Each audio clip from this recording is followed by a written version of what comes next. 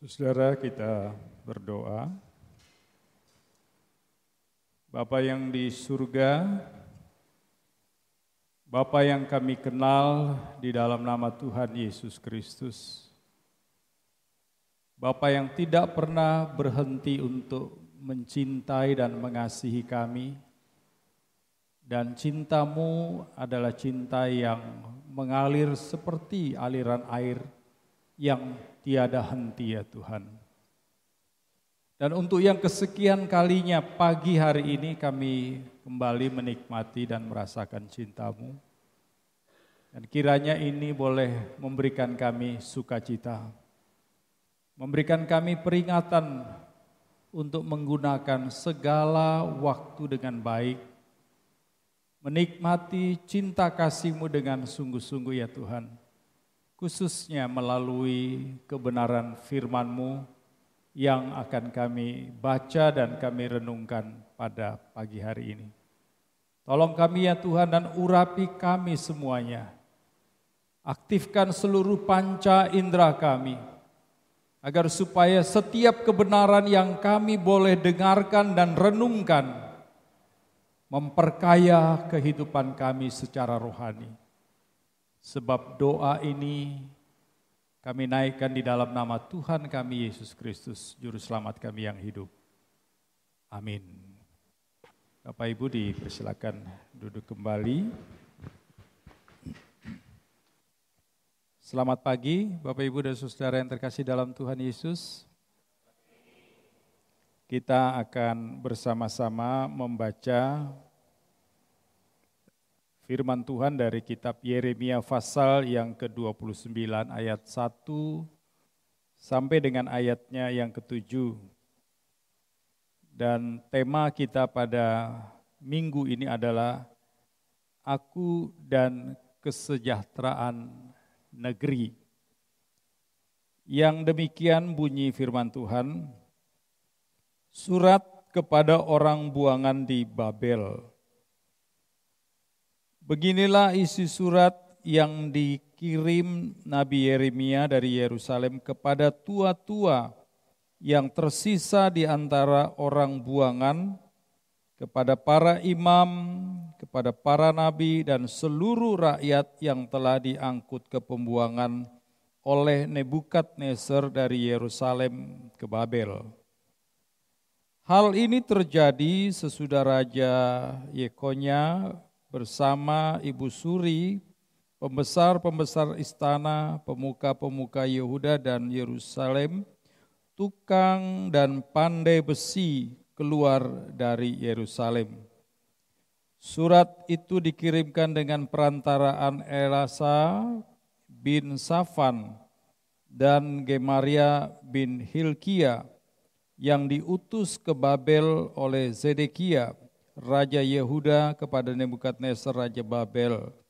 Bunyinya, beginilah firman Tuhan semesta alam, Allah Israel, kepada semua orang buangan yang kuangkut ke pembuangan dari Yerusalem ke Babel. Dirikanlah rumah dan tempatilah, buatlah kebun dan nikmatilah hasilnya. Ambillah istri dan perolehlah anak laki-laki dan perempuan. Ambillah istri bagi anakmu laki-laki dan carikanlah suami bagi anakmu perempuan, supaya mereka melahirkan anak laki-laki dan perempuan. Bertambah banyaklah di sana dan janganlah berkurang. Usahakanlah kesejahteraan kota kemana aku membuangmu, dan berdoalah untuk kota itu kepada Tuhan, sebab kesejahteraannya adalah kesejahteraanmu. Sampai di sini pembacaan firman Tuhan. Berbahagialah setiap kita yang membaca, merenungkannya, dan terlebih-lebih melakukannya di dalam hidup kita hari lepas hari. Bapak, Ibu, dan saudara yang dikasihi Tuhan Yesus Kristus, ini satu kisah yang sangat mengharukan, sebuah kisah tentang sejarah bangsa Israel yang sangat membekas di dalam kehidupan mereka. Karena orang-orang Israel ada beberapa kali mengalami pembuangan, mengalami penganiayaan, mengalami satu situasi yang sangat membuat mereka tidak dapat melupakan situasi dan kondisi itu. Dan di dalam masa-masa pembuangan itu mereka mengalami sesuatu kepahitan yang luar biasa terhadap bangsa di mana mereka dibuang. Karena bukan hanya mereka diperlakukan secara tidak adil, tetapi perlakuan mereka kadangkala melewati batas-batas kemanusiaan.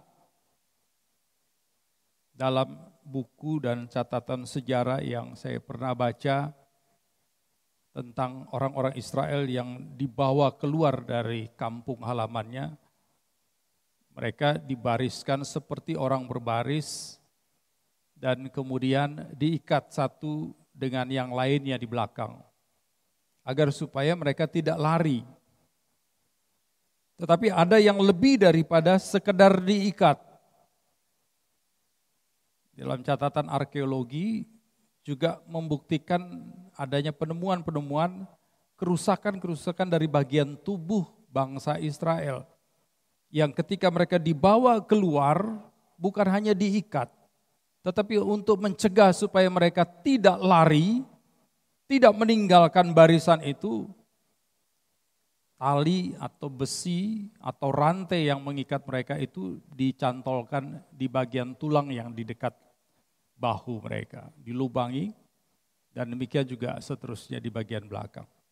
Dan ini membuat begitu penderitaan yang sangat panjang, karena mereka harus melewati perjalanan yang sangat panjang. Setiap gerakan satu orang itu menyebabkan orang yang di belakang mengalami rasa sakit yang luar biasa.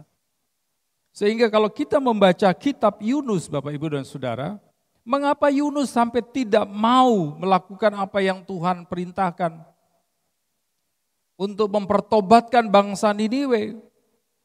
Karena dia tahu sejarah ini, dia tahu penderitaan ini, dan dia sangat marah dengan bangsa Niniwe. Dia tidak menginginkan bangsa ini bertobat, tetapi sebaliknya dia menginginkan bangsa ini dikutuk, dihukum sebesar-besarnya, karena telah memperlakukan bangsanya secara kejam. Dan kali ini kita melihat dan membaca bahwa bangsa Israel kembali mengalami penderitaan itu, dibuang. Dan itu terjadi di zaman pelayanannya Nabi Yeremia di Yerusalem, saudara. Di mana sebagian besar orang-orang Israel dibuang ke Babel di zamannya Raja Nebukadnezar. Dan yang luar biasa, pembuangan itu terjadi dan ada orang-orang penting di dalamnya. Ada tua-tua bangsa Israel yang diangkut keluar. Ada para imam juga diangkut keluar. Ada nabi-nabi juga diangkut keluar. Dan kalau kita membaca beberapa nabi-nabi kecil yang tulisannya itu tidak terlalu panjang, mereka juga ada di dalam masa pembuangan itu. Nah, saudara-saudara, tentunya kondisi umum yang dapat kita perhatikan dan kita lihat untuk orang-orang yang buangan ini, pasti mereka mengalami banyak masalah.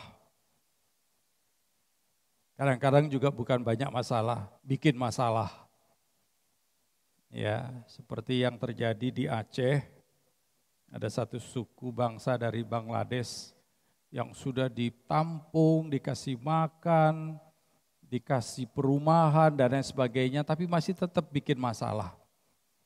Ya, karena memang itu adalah kondisi orang yang dibuang. Secara psikologis mereka mengalami pergumulan yang luar biasa. Kebatinan mereka pasti juga tidak tenang.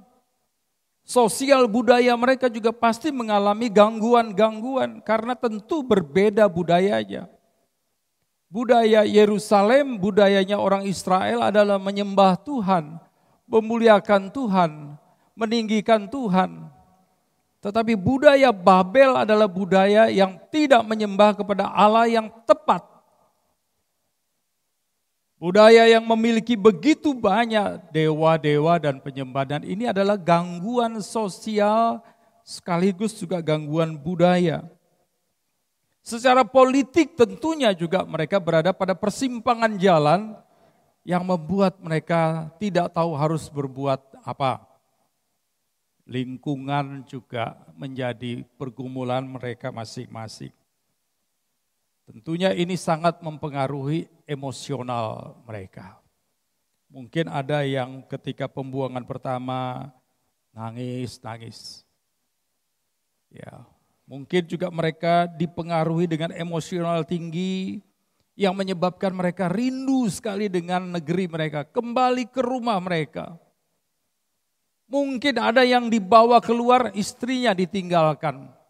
Mungkin ada yang dibawa keluar orang tuanya ditinggalkan. Atau mungkin anaknya. Ini menjadi pergumulan yang luar biasa. Saya waktu keluar dari rumah saya pertama kali, karena saya tidak pernah kemana-mana. Jadi begitu keluar langsung jauh. Saya ingat di kampus saya itu kalau sudah jam 10 itu lampu semua harus padam. Ya. Dan kita hanya harus tidur saja. Dan ketika lampu padam, disitulah hati saya, pikiran saya justru menyala. Menyala mengingat papa saya, mengingat mama saya, mengingat adik-adik saya. Mengingat perlakuan-perlakuan saya terhadap keluarga saya. Dan selama 6 bulan saya studi pertama, tiap malam saya pasti nangis. Pasti nangis.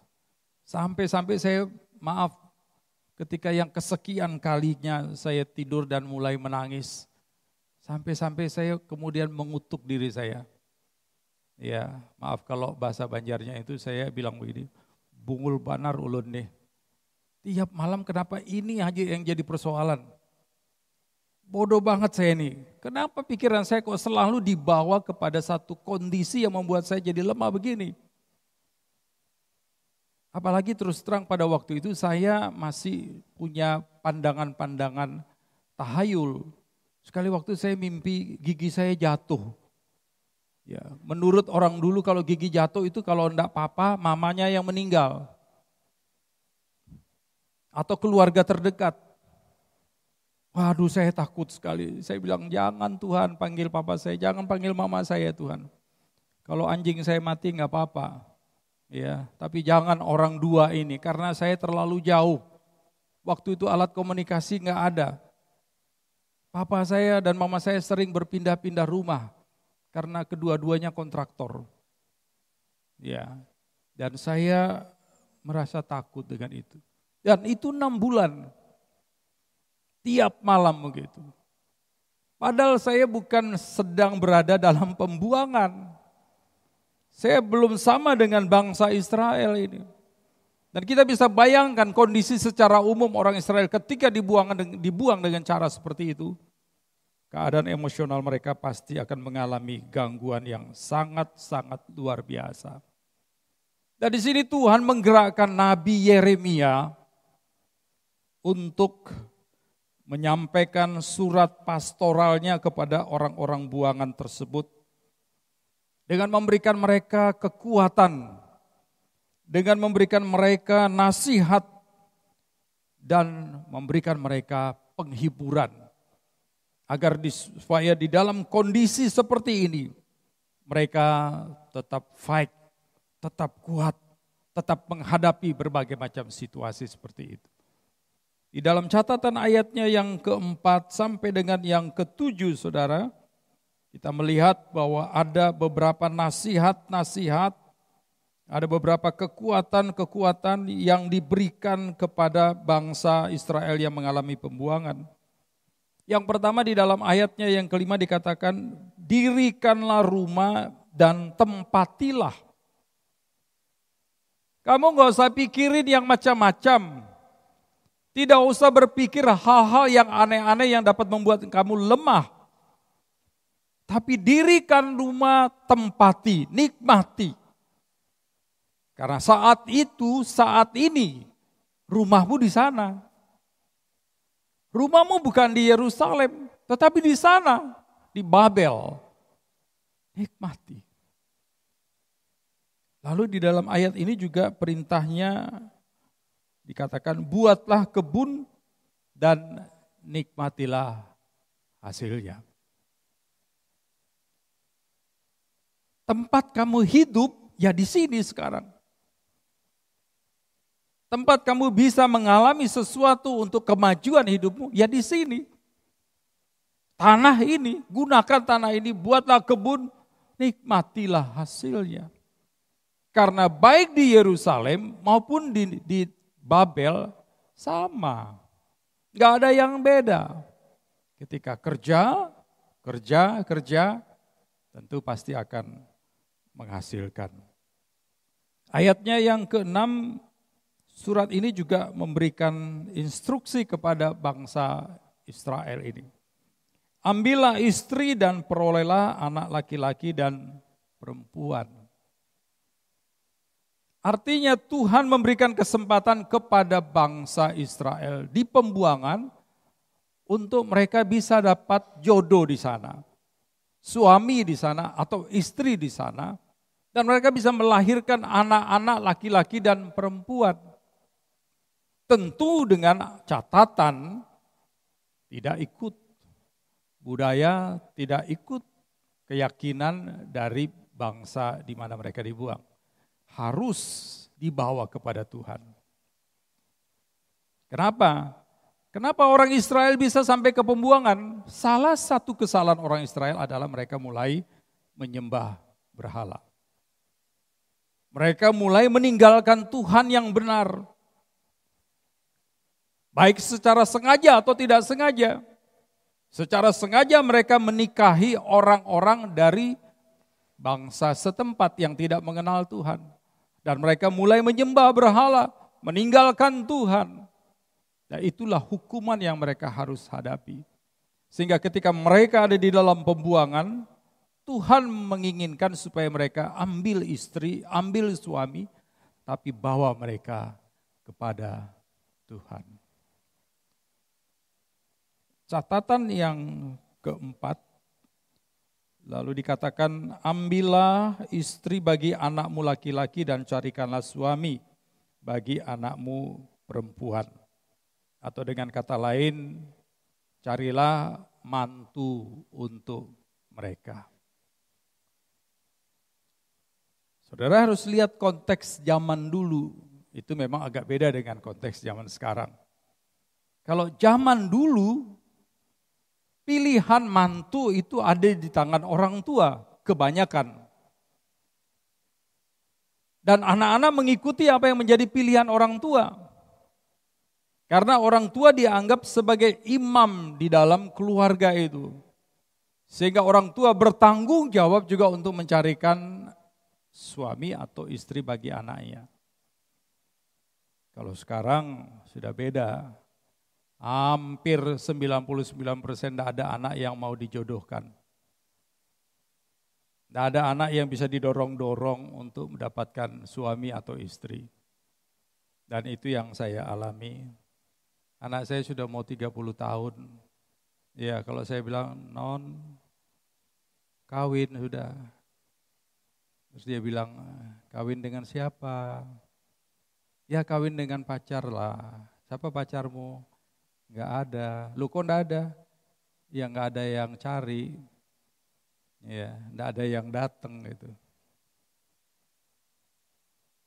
Kemarin saya dapat kabar dari istri saya bahwa Steffi ada pacar, tapi dia enggak mau orang lain tahu.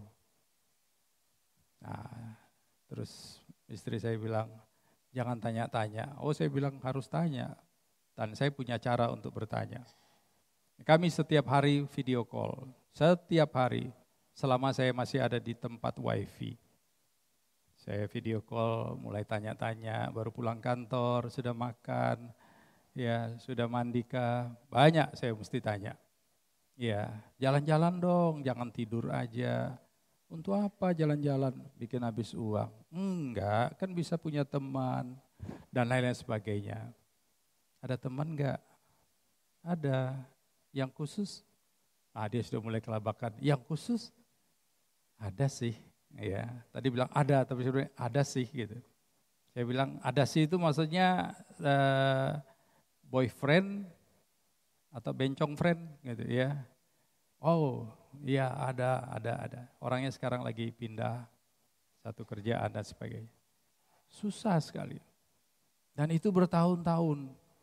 Saya selalu mengingatkan itu. Tetapi itulah saya bilang kata saudara, agak susah karena bukan zamannya lagi menjodoh-jodohkan anak. Tapi zaman dulu itu menjadi budaya yang sangat diterima oleh bangsa Israel dan bangsa-bangsa lain tentunya. Dan ini adalah tugas tanggung jawab orang tua untuk meneliti calon mantu mereka dan tidak sembarang tentunya.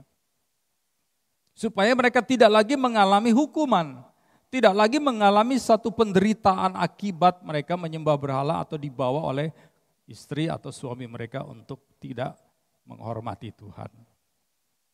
Ya, ini penting sekali.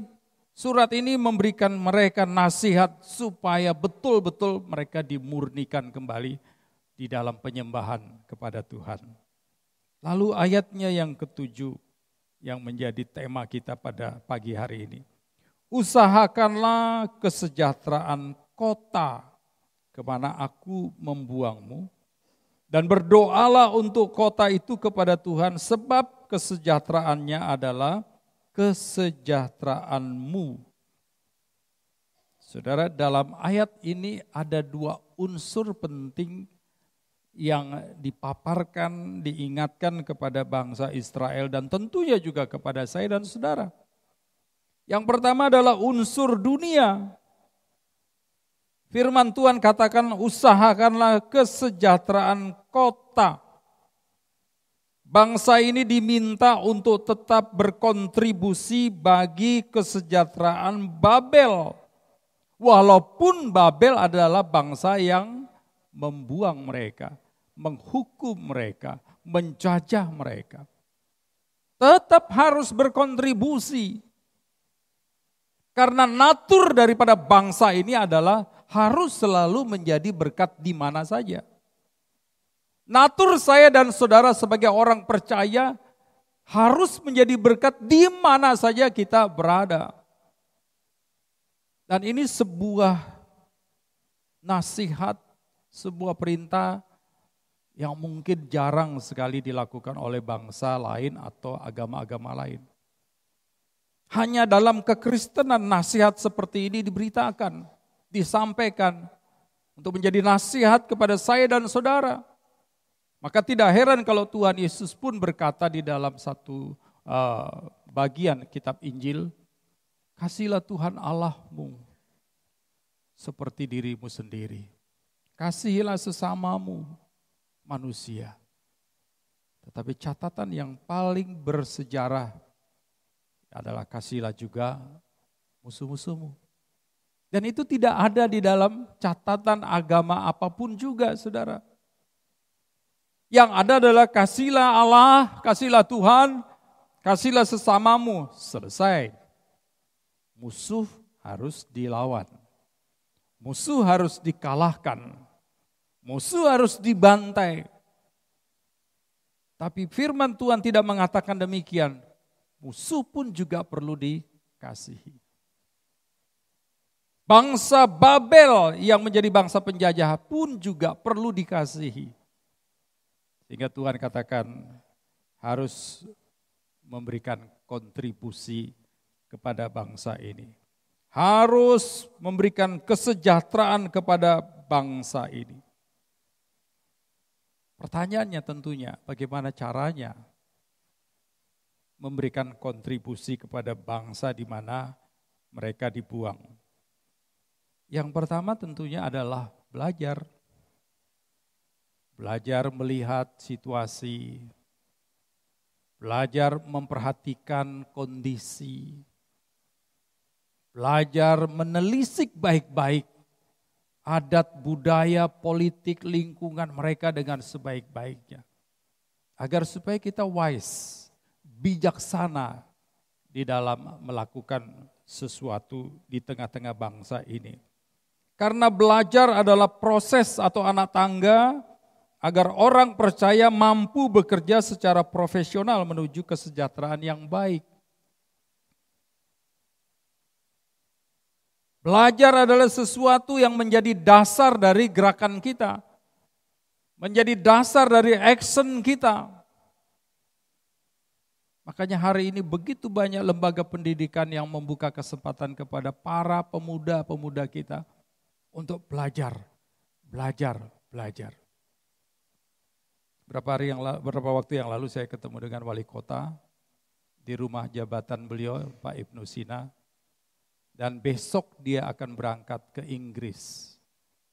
Saya bilang, ada tugas apa nih Pak Wali? Ternyata beliau katakan, sekarang Kalimantan Selatan sedang bekerja sama dengan salah satu university di Inggris. Ya, untuk supaya guru-guru di seluruh Kalimantan Selatan, baik SMP maupun SMA, itu standar Inggrisnya sama dengan yang di London. Mereka menginginkan agar supaya anak-anak di Kalimantan Selatan ini punya kemampuan berbahasa Inggris dengan baik. Sehingga nanti mereka tidak hanya jadi anak-anak jago kandang yang kuliah di Unlam atau kuliah mungkin di Surabaya dan lain sebagainya atau di Indonesia. Tapi kalau bisa tembus kampus-kampus internasional yang ada di luar negeri, khususnya di Inggris dan di Eropa secara umum. Supaya kemampuan mereka di dalam menyerap ilmu itu makin hari makin bagus. Dan mereka kembali ke Indonesia, mereka bisa bekerja secara profesional untuk supaya segala sistem-sistem yang terbaru mereka bisa dapatkan dan mereka bisa praktekkan untuk membuat daerah ini, provinsi ini makin hari makin menyala, makin sejahtera, makin baik. Saudara-saudara yang terkasih di dalam Tuhan Yesus Kristus, bekerja merupakan anak tangga untuk saya dan saudara. Belajar adalah anak tangga agar supaya saya dan saudara makin profesional untuk menciptakan kesejahteraan bangsa kita ini bisa lebih baik. Sementara bekerja itu adalah praktek nyata dari iman Kristen bagi negeri ini. Tidak boleh tidak, orang Kristen tidak boleh tidak bekerja. Orang Kristen dituntut untuk bekerja. Dan di dalam level kerja, itu ada orang yang cari kerja. Ada orang yang bekerja. Tetapi ada yang membuka peluang kerja bagi orang lain. Semakin banyak perusahaan yang membuka peluang kerja, maka semakin banyak orang yang bisa kerja. Semakin banyak orang yang bisa kerja, maka kesejahteraan dari negara itu, bangsa itu, negeri itu tentunya akan semakin baik. Nah, kita perhatikan sejak saudara, negara tetangga kita, Singapura. Singapura itu kan negara kecil, saudara keliling satu hari juga selesai. Tidak punya sumber daya alam yang sangat memuaskan bangsa itu. Air aja beli dari Indonesia dan Malaysia. Ya, negara itu kecil sekali. Tapi saudara perhatikan baik-baik. Mereka bekerja secara luar biasa dan pekerjaan yang paling dominan di sana adalah mereka membuka usaha yang menyebabkan peluang kerja bagi begitu banyak orang, bahkan orang Indonesia juga banyak yang ke sana dan bisa bekerja dengan gaji yang luar biasa, yang beda dengan gaji di Indonesia. Sehingga tidak ada, kalau boleh saya bilang sekian persen, tidak ada orang di Singapura yang hidupnya itu susah. Rata-rata mereka memiliki pendapatan per tahun itu jauh di atas pendapatan per tahun kita di Indonesia. Dan mereka bisa dikatakan sebagai negara yang punya strata tingkatan kesejahteraan yang sangat bagus sekali. Mereka bekerja secara profesional. penerbangan mereka itu nomor 1 seluruh dunia. Pelayanan mereka di dalam penerbangan itu nomor 1, SQ nomor 1 seluruh dunia. Luar biasa, kenapa? Profesional. Mereka buka lapangan pekerjaan yang sangat-sangat luar biasa. Dan itu adalah sebuah tindakan dari iman yang harusnya juga menjadi milik saya dan saudara. Orang Kristen harus bekerja. Karena bekerja adalah pernyataan iman kita kepada Tuhan yang juga bekerja hari lepas hari. Belajar dan bekerja itu tentunya harus dimulai dari diri sendiri. Makanya di dalam nasihat yang pertama firman Tuhan katakan kepada orang-orang Israel, dirikanlah rumah, buatlah kebun dan nikmati.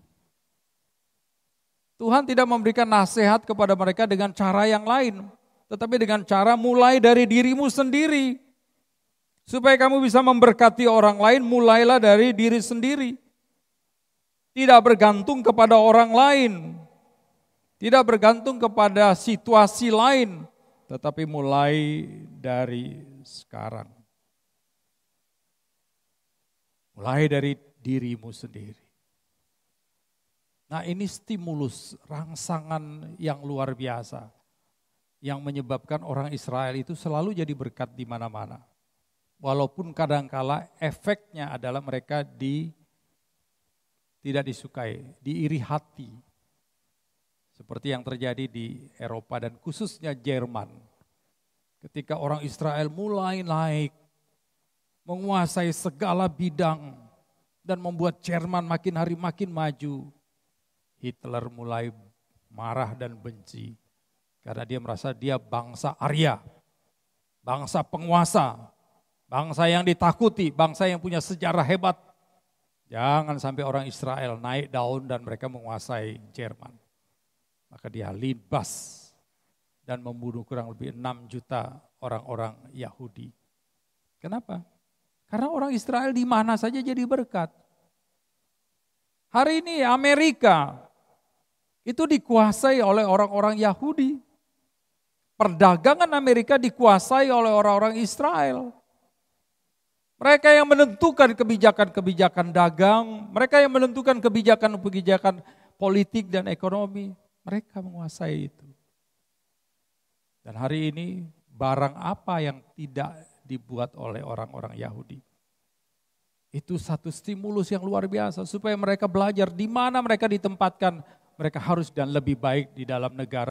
Mereka harus bisa memberikan sesuatu yang baik dan lebih baik di dalam negara dan bangsa di mana mereka berada. Dan ini mereka lakukan terus. Saudara yang terkasih, unsur yang kedua, ketika Tuhan katakan usahakanlah kesejahteraan kota dan kemana aku membuangmu. Lalu yang kedua dikatakan, dan berdoalah untuk kota itu kepada Tuhan. Ya, berdoalah untuk kota itu kepada Tuhan. Ini adalah unsur rohani. Saudara, kalau bekerja itu mengandalkan otak, mengandalkan fisik, mengandalkan strategi, itu tidak cukup. Tidak cukup, karena saya dan saudara memerlukan suplai rohani. Itu dua hal yang tidak bisa dipisahkan. Dalam diri kita ada yang namanya tubuh, materi. Ada juga yang namanya rohani. Dan itu tidak bisa dipisahkan. Ya, kalau dipisahkan mati. Pasti mati, saudara. Walaupun mungkin kelihatannya dipupurin, kalau mayat itu di make upin, dikasih bibir merah, ya, dikasih jas, tetap mayat dia. Karena memang dalam hidup saya dan saudara ada unsur materi, ada unsur rohani. Dan ketika Tuhan memberikan nasihat ini, dia memberikan juga kepada bangsa Israel stimulus bahwa engkau harus berdoa untuk kota itu. Harus berdoa untuk kota itu. Ini suplai rohani. Karena kita memerlukan Tuhan untuk menjadi penopang di dalam kita bekerja dan di dalam kehidupan kita. Ada keseimbangan yang Tuhan berikan dan nasihatkan kepada bangsa Israel. Kamu kerja, tapi juga kamu harus selalu berdoa. Tuhan Yesus pun juga selama di dunia ini, dia bekerja dan juga berdoa untuk kesejahteraan manusia. Ada beberapa catatan dalam kitab Injil ketika Tuhan memberikan makan lebih dari 5.000 orang. Ya, supaya orang-orang itu dikenyangkan. Dia memberi makan begitu banyak orang, dia menyembuhkan begitu banyak orang, bahkan dia membangkitkan orang yang sudah meninggal. Ini satu aksen hidup bahwa menyatakan dia pun juga bekerja. Tetapi lebih daripada itu, saudara, Tuhan Yesus juga bekerja dan berdoa untuk keselamatan manusia. Karena apa yang dia lakukan itu, dia tahu bahwa di balik semua itu banyak resiko. Banyak persoalan yang akan terjadi. Sehingga kalau kita lihat catatan-catatan kita Injil dalam perjalanan Tuhan, semalam-malaman Tuhan hanya berdoa. Dia berdoa untuk banyak hal, untuk banyak orang, untuk banyak perkara. Dia berdoa untuk murid-muridnya yang dia tahu persis kualitas hidup rohani mereka. Kemampuan mereka, dia doakan. Dia doakan untuk dunia, karena dunia adalah miliknya. Dia tidak ingin dunia dibawa kepada sesuatu yang jahat. Dia menginginkan dunia dibawa kepada kerajaan surga. Walaupun resiko yang dia harus hadapi, dia harus mati. Dia harus digantung di atas kayu salib. Dan dia tidak pernah berhenti. Pernyataan yang sangat terbalik dengan pernyataan manusia ketika dia digantung. Dia berkata, Tuhan, Bapa, ampunilah mereka karena mereka tidak tahu apa yang mereka perbuat. Saudara yang terkasih dalam Tuhan Yesus, oleh sebab itu melalui perjamuan kudus yang kita hadapi nanti, kita juga belajar memahami bahwa Tuhan kita, Yesus Kristus, adalah Tuhan yang telah memberikan contoh yang sangat sempurna. Dia bekerja untuk kebaikan saya dan saudara, untuk dunia. Dia juga berdoa untuk saya dan saudara. Dan dia mempraktekkan doanya dan kerjanya dengan rela mengorbankan dirinya agar supaya saya dan saudara mengalami kesejahteraan komplit rohani dan jasmani.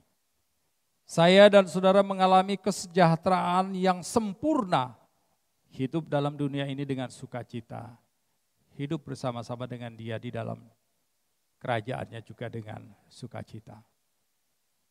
Ini adalah sesuatu yang dia kehendaki dan biarlah kita boleh mendapatkan berkat dari nasihat surat Yeremia kepada bangsa Israel di pembuangan. Kita berdoa.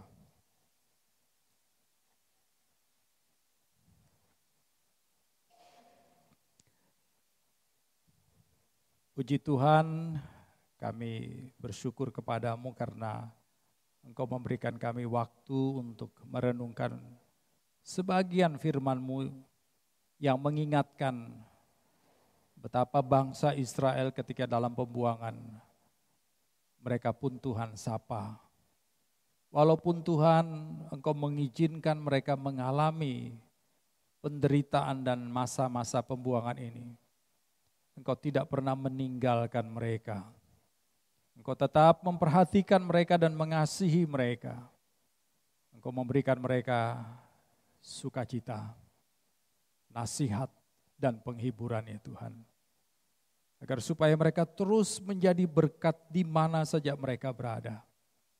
Bahkan terus mereka menjadi sesuatu yang punya nilai positif di tempat di mana mereka tidak menyukai tempat itu. Kami bersyukur ya Tuhan, Engkau mengingatkan kami supaya di dalam masa-masa kami hidup di negeri ini, kami harus tetap bekerja, belajar, dan tidak pernah berhenti untuk melakukan hal ini agar supaya bangsa ini selalu terus diberkati melalui setiap orang percaya, melalui gerejamu yang ada di tengah-tengah mayoritas yang belum percaya kepadamu ini Tuhan.